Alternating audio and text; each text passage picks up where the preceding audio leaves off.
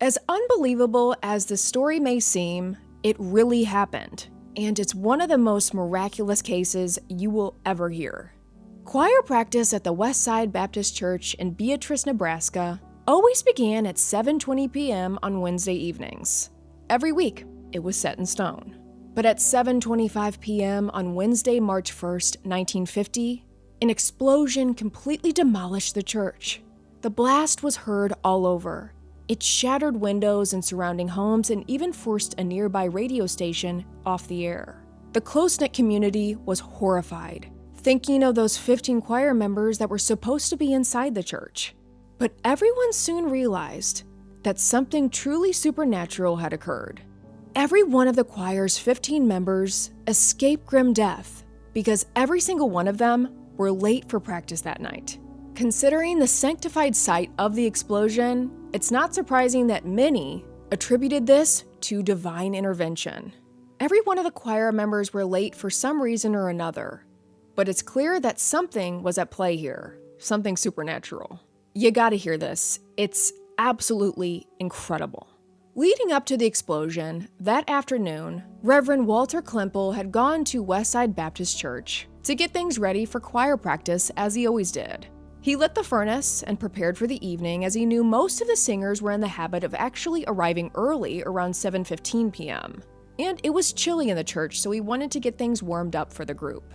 After setting up, he went home for a quick dinner. But at 7:10, when it was time for him to get back to the church with his wife and daughter Marilyn Ruth, they found that Marilyn's dress was soiled. They couldn't go like that, so they waited while Miss Klemple ironed another outfit for her daughter, knowing that they would be a few minutes late. This was a reoccurring theme for the night. LaDonna Vandergrift, a high school sophomore, was having a lot of trouble with a geometry problem. She knew choir practice began promptly and usually always got there early. But this evening, she felt the need to stay and finish the problem. She wanted to complete her homework first. Royanna Estes, another choir member, was all set and ready to leave for practice, but strangely, her car would not start. She tried it, she had her family try and start it, but it was not moving. So she and her sister called LaDonna Vandergrift and asked her to pick them up on the way to practice. But LaDonna was the girl with the geometry problem who was running late too, so both the sisters had to wait for her. Sadie Estes' story was the same as Royanna's. Their car just refused to start. They had no idea what was wrong with it as it was running fine the day before, but this evening, the car wouldn't start. Mrs. Leonard Schuster would ordinarily have arrived at the church around 7:20 p.m. with her small daughter Susan. But on this particular evening, Mrs. Schuster had to go to her mother's house to help her get ready for a missionary meeting. Herbert Kempf, another choir member, was actually running early for practice that night, but at the last moment, he decided to hang back. He had put off writing an important letter for a while, and said he can't think of why, but he just felt the need to stay home and finish it that evening. He lingered over the letter and was late as well. This is getting crazy, isn't it? Another member, Joyce Black, said it was a really cold evening and she was feeling just plain lazy. So she stayed in her warm house until the last possible moment, ultimately running late for choir practice too. Because his wife was away, another choir member, Harvey Owl, was taking care of his two sons. He was going to take them to practice with him, but somehow he ended up losing track of time. When he looked down at his watch, he saw he was already late for choir practice. Marilyn Paul, the pianist, had planned to arrive to the church that evening a half an hour early. However, she happened to fall asleep after dinner, and when her mother awakened her at 7:15, she only had time to tidy up and head out. Mrs. Paul, the choir director and mother of the pianist, was late simply because of her daughter. High school girls Lucille Jones and Dorothy Wood were neighbors and customarily went to practice together. But Lucille was listening to a 7 to 7:30 radio program and broke her habit of promptness because she really wanted to hear the end of the episode. And Dorothy waited patiently for her. All of these individuals, all late for various reasons, all narrowly escaped death. And they were all en route to the church when it happened. At 7:25 p.m., a roar was heard all over the quaint town of Beatrice. The Westside Baptist Church had exploded. An explosion so big, windows in surrounding buildings shattered.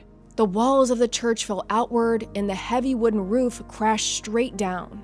It would have been sudden and tragic death for every single one of these choir members if they were inside the church. But none of them were. Miraculously, no one was inside the church that night. Because of small inconveniences like a dirty dress, a nap, an unfinished letter, a math problem, and a stalled car, every member of the choir was late that evening. And this was something that had never happened before. Ever. Firemen thought the explosion had been caused by natural gas, which may have leaked into the church from a broken pipe outside and was ignited by the fire from the furnace. The choir members had no particular theory about the fire's cause, but each of them reflected on the strange mishaps and details of that night, and they all thought, this is an act of God. And they supposed right. The odds of every single choir member being late that evening are slim. But how slim? Precise odds are nearly impossible to estimate in these kinds of cases, but we can't get a ballpark figure. The chances of this event happening were examined. Odds indicated that each person would be late for practice 1 in 4 times, producing a 1 in a million chance the entire choir would be late that night. 1 in a million. Even skeptics have had a tough time explaining this away, because it isn't logical. It's supernatural. It's divine. I love this story so much because it can be applied to my life and yours. Every day we have those little things, those small inconveniences that in the moment seem like nothing. You know the ones I'm talking about. Like, oh, I got stuck in traffic, so I didn't make it to this party in time.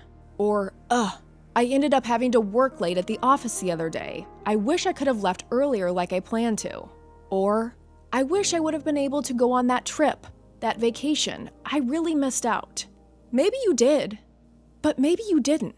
Maybe these things in our day-to-day lives aren't small at all. Maybe they're blessings. You know what they say, God works in mysterious ways. When we know this, I believe we'll go about our days and lives a bit differently. When something doesn't work out or doesn't go as planned, like being late for choir practice, maybe it isn't a small inconvenience. Maybe it's the best thing that could have ever happened to you. I would love to know if you have ever experienced anything like this, divine intervention in your life. Leave them in the comments. I can't wait to hear your experiences. These stories amaze me and make me even more curious about this big supernatural world we so clearly live in. Thank you so much for joining me for today's episode. I would love it if you subscribe to this channel if you haven't already. Leave a like and a comment, and let me know what cases, places, and stories you would like to see next on Avery After Dark. Next week, I have another very mysterious, very chilling episode coming your way. Until then, I'm Avery Ross, and this is Avery After Dark.